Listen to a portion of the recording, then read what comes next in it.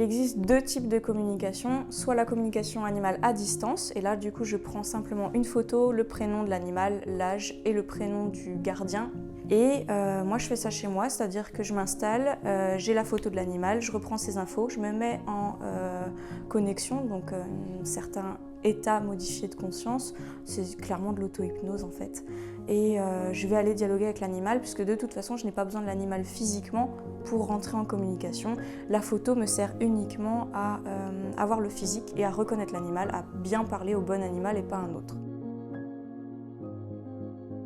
Le deuxième type de communication, c'est du direct. Donc là, je vais chez les gens. J'invite jamais les gens à venir vers moi parce que ça peut trop stresser l'animal de changer d'environnement. Donc je viens chez les gens et on fonctionne de la même façon, sauf que là, j'ai pas de photo. J'ai l'animal devant moi, je reste assise, je me connecte et puis l'humain me dit les questions et j'interviens avec l'animal et je lui ressors les réponses en audio du coup. Voilà. Et puis on échange comme ça.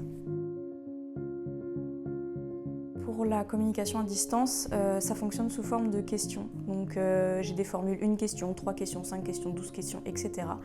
Par exemple, la formule 1 question est à 10 € et on monte 26, 36, 46, etc. Ça va jusqu'à 60 € pour du à distance.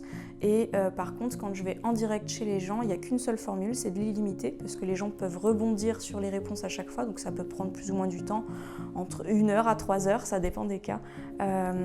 Et là, pour le coup, la formule est à 70 €. J'ai connu l'activité d'Élise par le biais des réseaux sociaux.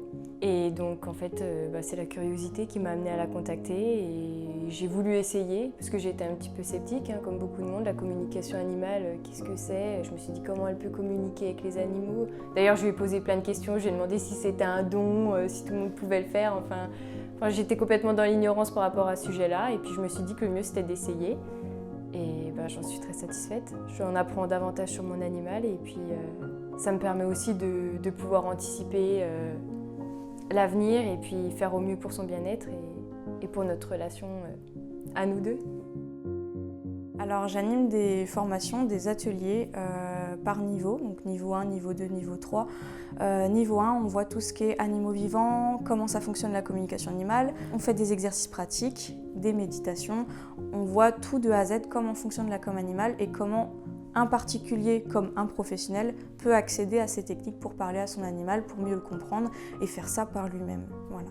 Et niveau 2, on fait tout ce qui est animaux perdus, problèmes de comportement, animaux défunts, fin de vie, parce que l'accompagnement en fin de vie c'est super important aussi.